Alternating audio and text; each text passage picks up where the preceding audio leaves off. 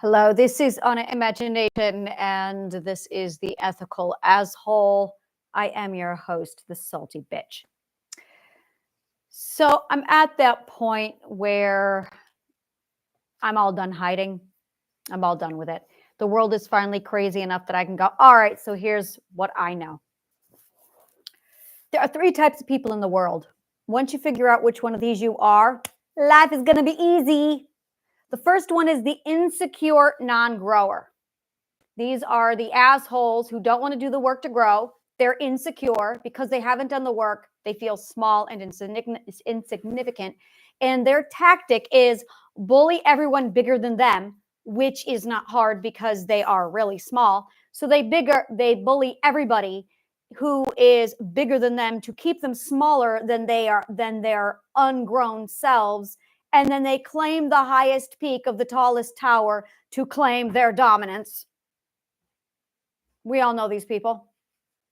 And anytime you get just a little bit grown, they go, you can't grow. And they tell you to shut up and sit down. Well, I'm all done with those people, as are you. The other kind of group is the I'm so afraid of your power that I'm going to be your fan and kiss up to you. I have no tolerance for these people. I have had these people around me my whole life. I was 8 and I had a fucking groupie because they were so fucking afraid of me. You too? I call them lackeys. They are lackeys and henchmen. I had henchmen when I was 8 because I was so powerful that I literally had a group of people who were afraid of me. I don't like lackeys. I have had a lot of fans in my life. In fact, I couldn't find friends because I had so many lackeys. Lackeys are the people who are terrified of your power. They are just like the small non-growers, but instead of bullying everyone to keep you small, they kiss the ass of the bigger so that they can feel safe instead of just doing the goddamn fucking work. The third group, these are my people. These are my people. The third group are the people who do the fucking work, who grow. Now, I'm talking and I am only for the people who grow. I'm only for my people. My people are the people who are in clan, kin of my ilk. These are the people who say, fuck the world, I'm going to grow. But every goddamn time you step into your power and you grow, you end up with a fan club who runs off of fear of who's the biggest and the baddest. And you are constantly at war with these morons of King of the Hill who have bullied everybody else off the mountain because they know how small and little they are. And right now they rule the world, and I'm all done with it. I am so sick. The smallest and dumbest never should rule the world. Now, my agenda is not to rule. I have no interest in ruling. That's not what we do.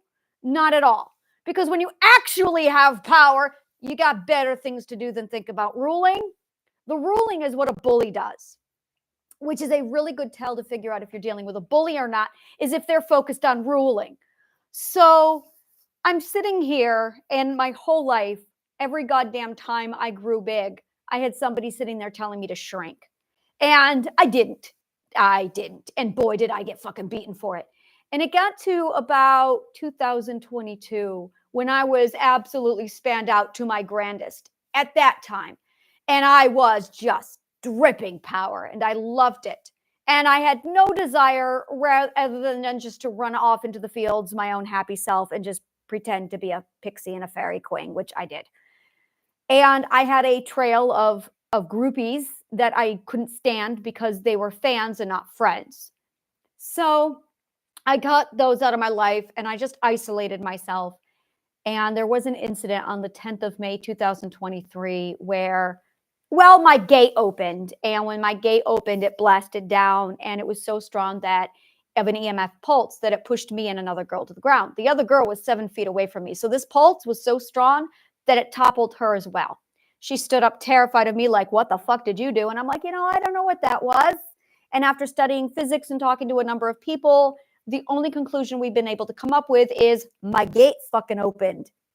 So it was about a year later, 2 weeks after my gate opened, I was a master builder in Lego Movie Talk, and I could see everything. And that was about May 22nd of 2023. Weird shit happens to me when Mercury retrogrades. And then about a year later, like my heart chakra opened. And I went, that's interesting, because I was at this like 36th level of consciousness and there was no chakras. I'm like, there's no fucking chakras here. I see a lot of people deluding themselves to think they're chakras and they're claiming they know what chakras is, but I'm not seeing anything great coming out of them. So I'm sitting here talking to scientists, and I had an MRI done of my brain at that point, and I'm analyzing, trying to figure out the science behind all of this. And after my heart chakra opened, it's more like a yin yang. It's exactly like a yin yang. That is when everything levels up. Now, I recorded all this data on live on YouTube. I went through the process. So after I opened up that chakra, I cured all my mental illness. That's what I did. I cured my mental. That's how fucking powerful this shit is. And I went, all right. Now I'm seeing all these other people who aren't clearing out their mental illness, and I'm going, yeah, I don't know. And they're talking using a language that's completely different. And I'm like, yeah, they don't have a fucking clue what they're talking about, because their language doesn't match this language. So they're definitely not on the same page. And when I asked around, asking people, what's going on with you? Did you have that electrum? No one's had it. And I'm like, okay. So this morning, I woke up and my solar plexus was on. And I went, holy fucking shit. They turn on from the top down. They don't turn on from the bottom up. They turn on from the top down. And I'm going, what the fuck? What the fuck? It starts at the gate, and then your heart chakra opens. You got to master the heart chakra. You don't get them all at the same time. You got to master the fucking shit out of these. I mastered the heart chakra. It took me a year. Now my solar plexus is opened, and I went, oh, I got 3 data points. And I have a mathematical formula now, so I know exactly how to reverse engineer this gorgeous thing, and I know how to open the next one. So they are real. They do exist, but you aren't fucking opening these things until you've done the fucking work. No one's doing the work. So that's where I'm looking at a bunch of lackeys, and I'm looking at a bunch of non-growers, and all the lackeys are fighting with the non-growers. And I'm going, is anyone actually taking any of this shit seriously? I'm looking for the ethical journey, people, not the spiritual bullshit. So I noticed something, and this has been something that's been on my mind every time I walk towards this point. And I leveled up yesterday. I like to use the words, I had a growth spurt, because that's what this is. It's just a growth spurt. It's the way we're supposed to grow naturally through the ethical journey. And I got to this one particular point yesterday where I had a massive growth spurt. I completed the challenge. I cut off a friend who I demoted him. I'm like, no, you're not a level 1 friend. You're a level 3 friend. You need to go back and sit in the corner. And once I did that, it just like, it unblocked me. I wouldn't say it unblocked me. I passed a trial and I leveled up. I grew. It didn't unblock me. I had a growth spurt. So after I had this growth spurt, suddenly I was able to walk right through. So I was able to walk through a battlefield and not get hit by any bullets. So let me put this in Matrix terms for you. I mean literally the Matrix movie terms for you. So you know how Neo in the whole movie is like, you mean I'm going to be able to dodge bullets? And they're like, dude, no. When you figure this out, you won't have to dodge bullets. So I want to show you what's going on. All these spiritual people are walking through the Matrix, and they have composed a world that fits their comfort zone. So there's no trials for them. There's no challenges. There's no Agent Smith. There's no bullets. Oh, but they're claiming to be masters of their universe. There's no challenge. Of course, there's no. So they don't actually know where their trials are, because all they've done is remove themselves from the game. A true master doesn't remove themselves from the war zone. They walk through the war zone completely unaffected. You remember in that movie, After Earth, when the creatures can smell fear? So Will Smith just walks through the war zone like it's nothing. That's what I'm talking about. That's the difference. So you've got all these people who have painted their own matrix within the matrix. This is what I call the oasis. It's a matrix within the matrix to give them the delusion that they're victorious and they're strong. And then they're going, oh yeah, I dodge bullets all the time. Well, when was the last time you faced a bullet? I never face bullets. Okay. And I was walking through a war zone a couple days ago, yesterday morning. And I was being hit and bombarded by all these assholes. And it was the first time where it just, I could feel it. I'm like looking at the bullet, like, fascinating. And I just dropped the bullet. And I looked around and I'm like, oh, I found them. Oh, yeah, all right. And they were just bombarding and the bullets just stopped. And I'm just like looking at the bullets going, I understand this now. I get it.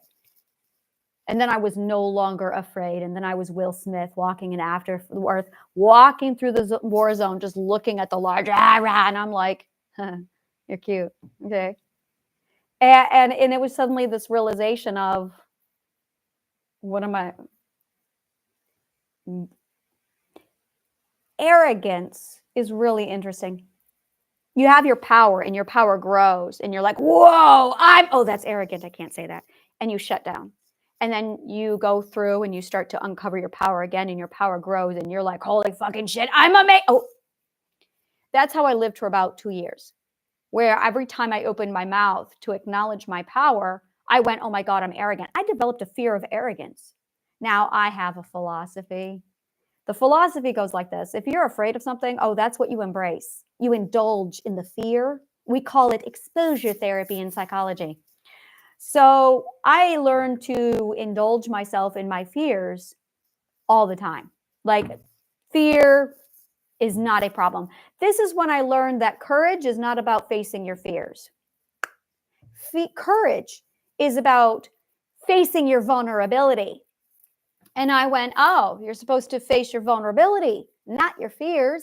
So you have to strip naked in front of everybody and say, this is who I am. That's vulnerability. That's exposure. And then you're going to feel, well, some people feel embarrassed. I don't feel embarrassed. Some people feel ashamed. Some people feel scared and they're expecting abuse. But here's the thing. You can't even get to the point of fear if you're not even walking out of your own little oasis world. And I'm sitting here going, oh, I'm understanding this now. So that was the big moral lesson, ethical lesson that I learned yesterday was this is all about me and my power. And the insecure non-growers will take my power and make it all about them. How dare they? And then the fan club lives in fear of my power just because they have figured out how small they are. But neither one of them is actually doing the work to grow. And because I don't want to hurt people with my power, and then I'm sitting here going, well, wait a minute, Anna, let's have this conversation. Does your power hurt people? No. Is that where you put it? Absolutely not. Will you ever? No. I was a villain for 12 seconds. Okay, how'd that go? It was great. I was a villain for 12 seconds. For 12 seconds, I said I could be a super villain. The ethics, never mind. And that was my 12 seconds that I was a villain. That's how loudly, yeah. So I'm going, all right, so you're not going to be a super villain? No. So why are they afraid of your power? I don't know. They got some work to do. They have work to do. And instead of doing the work, they're focused on controlling and policing everyone else's power. We're talking about power policers here, people. So now we're going to step into the world where I live. We're going to talk about power police.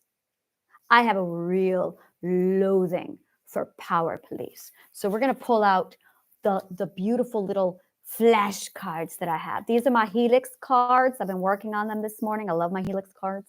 So we're going to pull it out here. And we are going to talk about the power police.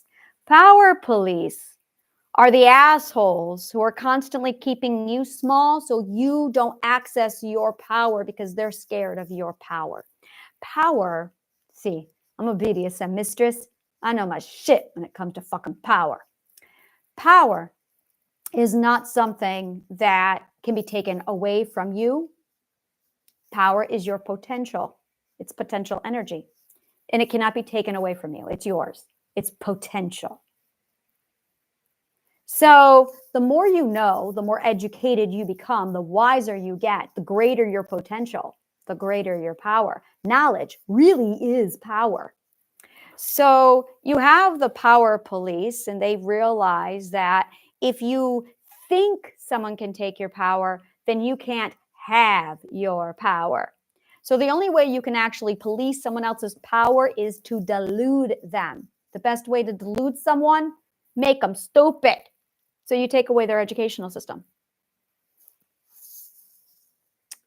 So when you take away someone's educational system, they don't have the ability to get wise or smart or even think. And now you have power police. And the power police basically go around telling everyone else to stay small, don't be arrogant, stay away from pride. That's dangerous to think you're big. You make sure you stay small. That way I can stay big. You know, that's how they work. Now, I'm sitting here trying to grow, and I'm at a point where I can't even walk outside without, like, I make a presence. And I've gotten a lot of feedback from a lot of people on this, a lot of feedback on how to manage my power. I've had power police tell me I need to turn down my volume for the small people. I have had other people tell me that I need to keep my arrogance in check. I have gone through significant frustration because I'm going, see, there's an ethic that you hit very early on called as I am ethic. The as I am ethic is an advanced ethic that says, according to Mother Nature, you don't show up as anyone other than yourself. And there's no, this is the way it is. If you're going to show up, you show up as yourself. And if you don't show up as yourself, you violate the ethic. It's the as I am ethic. And as I am is this really fucking huge, powerful being, which is awesome. It's my business. But I've got all these small people policing my power. And now I'm sitting here going, well, now what the fuck do I do? So I just don't go out because I exude this magnificent amount of power. And I've got the as I am ethic sitting here. So now I'm going, well, now what the fuck do I do? So I'm sitting here in my home, learning how to control and manage my power, which is what the 12 ethics do. The 12 ethics are how to grow your power and control it. It grows and controls it at the same time. Isn't that fucking cool? And it also nourishes it. Nourishing and growth are not the same thing. So you have grow, nourish, control. Those four things on constant repeat. Nourish, grow, control. Nourish, grow, control. And it took me 58 levels of training to go, now I see the big picture, understand. So I spent a lot of time learning how to control this. And I realized arrogance is the problem. Arrogance is actually where I go to nourish my growth. But if you don't step into the arrogance, which is the knowing that you're powerful and claiming your power, then you're never going to grow it. Now, here's the beautiful thing. When you say things like, I am powerful, I am powerful, what you're actually doing is manifesting that and making yourself more powerful. Cool, huh? But if you have this arrogance thing of shame in your head, it prevents you from actually saying it, claiming it, speaking it, so you never get powerful, so you shrink. So they ban the grow words from you, so you never nourish that part of you, so you can't grow. So this is what I discovered today. Now, I kind of knew all of this before, but I didn't plug it into application, which is actually a stage of growth that a lot of people don't know. So you have to understand something, and then after you understand it, you have to plug it in to application. A lot of people do not understand the stages of learning. And the first stage of learning is submission. And you could say it's actually desire to grow, and then it's submitting to the lesson. And then it's actually absorbing data. You literally, that's nourishment. And then you understand, and then you plug it into application, and then you grow. So those are the stages of growth. And the way our society is set up, they expect you to submit. They give you the raw data so you can't understand, and they deny you the ability to plug it in. There is our US government's educational system. See what they've done to you? So then they have all these fucking assholes walking around being the power police. And all you've got to do is get knowledge and then know your knowledge. Knowing your knowledge is a skill. And it requires an understanding in math and logic to know your knowledge. No one knows their knowledge. It's infuriating. In order to know your knowledge, you also have to have an end point, and you have to know your knowledge from that end point. But if your end point is here and you think you're here, you're going to go, wow, look at how smart I am, when in fact the knowledge is here. And that is how stupid most people are. And once you understand that there's these three types of people, that you're dealing with the people who have really low standards. This is the standard. So they think this is the highest they can achieve, and they're here, so they think they're the bee's knees. These are the power police. They're the ones who are going, oh, you can't exceed the standard. Don't exceed the standard, because then I'll be dumb. Then you'll figure out how dumb I am. So they have the standard real low. That way, it makes them look real smart and powerful without having to grow. The fear people are the people who live here, haven't figured this out, and they're too terrified to do anything. But also, they don't want to be a bully either. They're very good people. They're just stupid. And then you have the people who have figured out that there's something on. They're over here. They're going, okay, now what do I do? And they're wandering around lost. And these are my people. These are my people. And I'm going, okay. It's here's the standard. The standard's all the way over here. And for you guys, for me, my standard's all the way over there. And in comparison to that, I'm a fucking idiot. It depends on where your standard is. So once you have your standard, now you can measure your intelligence. But you got the power police walking around telling you that you got to stay small. So when you get to the point where you finally face off with your arrogance, because you're going to face off with your arrogance. And until you do, you're going to stay small. You cannot grow and preserve arrogance at the same time. I have decided this. You cannot grow and be humble at the same time. You can't. You cannot. It's not possible. That is bullshit that the power police came up with. So I'm sitting here for a long time trying to figure out, how do I embrace my power, step into my power, claim my power, be awesome, grow, and not harm other people. First, there are two types of people who I just cannot be around. And that's okay, because they are so insecure that just seeing me hurts them, because they don't know how to use any ethics to protect themselves. They just should not be around me. And that's okay.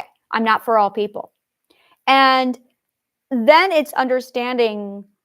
So you're going to have to use a metric where when someone comes at you, it's because they feel small and they think you are bigger than them. And they want to, it's equivalent to being in a rodeo with them and they're trying to hog tie you using words. So you end up in a rodeo hog tie with one of these morons, or you have a fan club. And that's literally your two options. You are in a hog tie with a moron. God, I wish this wasn't literal. You are in a hog tie with a moron, or you have a fan club.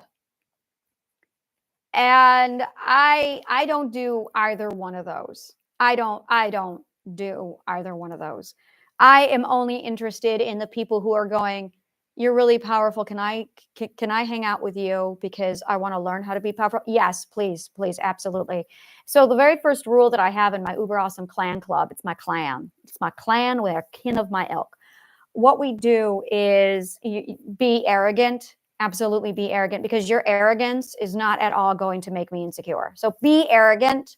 And I want to give arrogance lessons, literally, where it's open up yourself, claim your power, and embrace it. And I'll tell you, of all the trials I had to go through, this was the hardest fucking trial. But I also believe this is the core trial.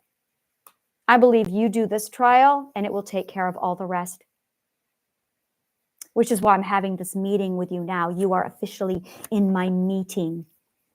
And I'm going, yeah, I think this is it right here. Is because as soon as you realize that the only thing holding you back is you not voicing your own power because they've conditioned you to not speak of it. No, you open that voice and you talk about your power. Now, you need a safe place to do this, because they're going to try hog tying you in the moron rodeo show, or you're going to have a fan club, and you don't want those people. Believe me, you do not want those people. And that's it right there. This is like, and I'm going to call this the Devil's Dungeon with Satan's Wife. That's what this is. This is where this is all going. I'm going to host these in the Devil's Dungeon with Satan's Wife. That's what I'm doing. And the reason why is because those words scare a lot of people.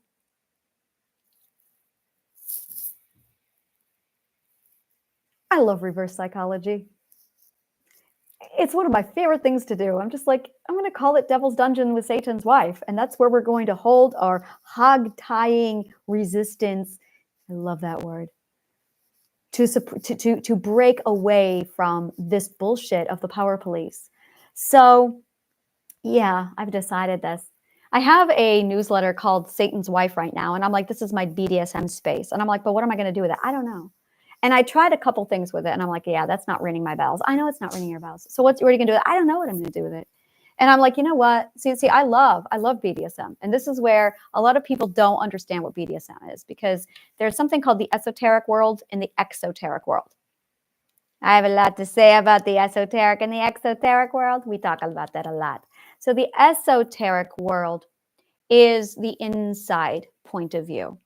The exoteric world is the outside point of view. We all can use these words in our dictionary. The esoteric point of view is when you are part of something, so you know how it actually works.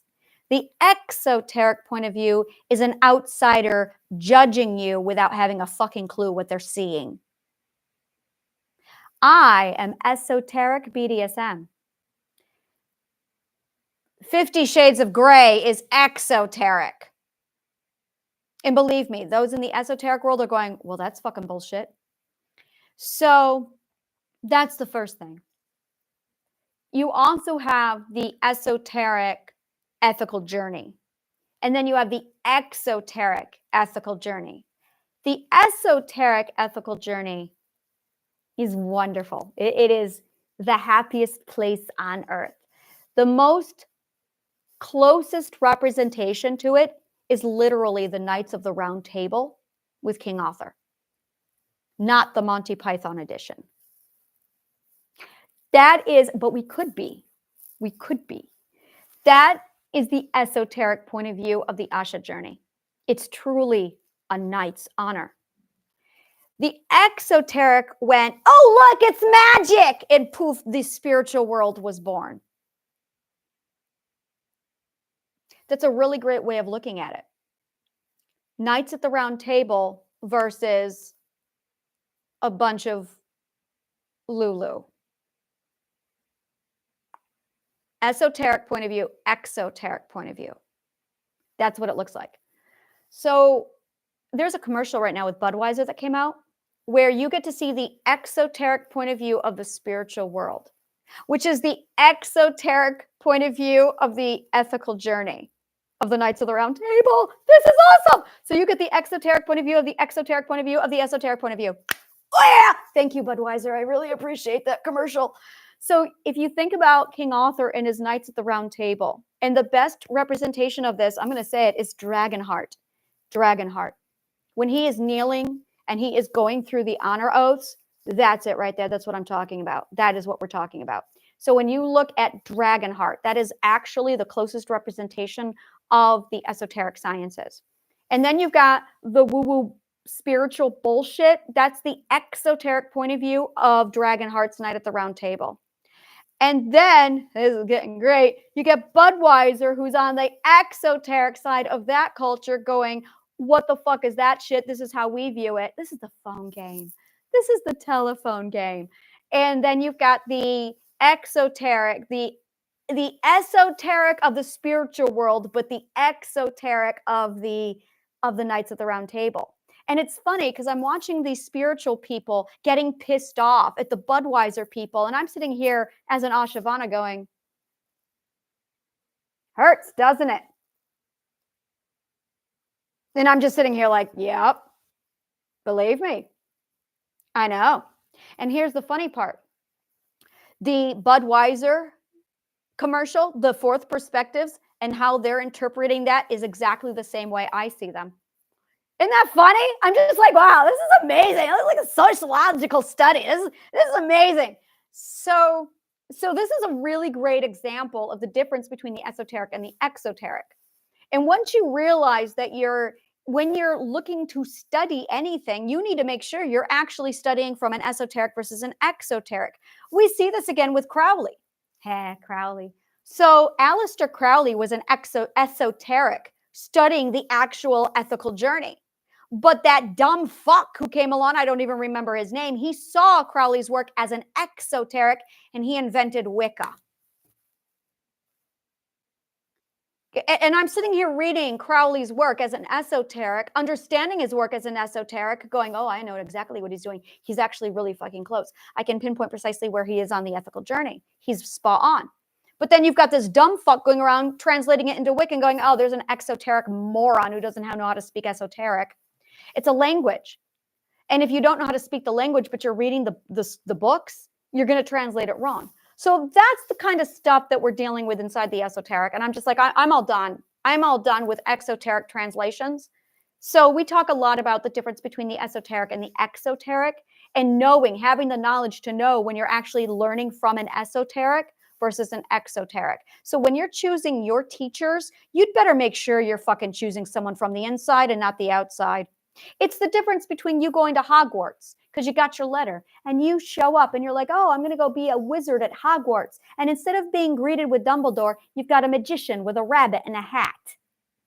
But you don't know any better. So you chase the magician with the magic hat. And then you've got these people like in Wizard of Oz with the crystal ball, and he's sitting there giving tarot readings and they're using their intuition. Good for them. They're using the first stage of scientific method. And they're sitting there using this, but you haven't gotten your fucking ass inside of Hogwarts to talk to Dumbledore yet. So you get carried away by this group of tarot readers, crystal ball readers, and magician with a magic hat. And you think you've landed yourself in Hogwarts. And meantime, you're like now on the road doing sideshow shit, thinking you've got it made. Meanwhile, Dumbledore is sitting there going, I guess they didn't want to learn actual magic. Esoteric. So once you realize this is the actual, this is the bang of my existence, trying to figure out how the fuck to sort out this mess.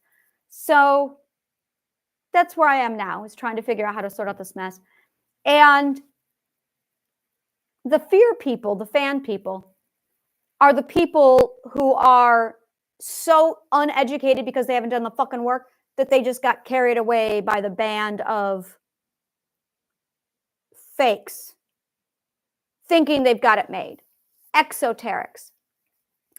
It's equivalent to you think 50 Shades of Grey is BDSM. Okay, well then, good for you. Okay. No, it's not.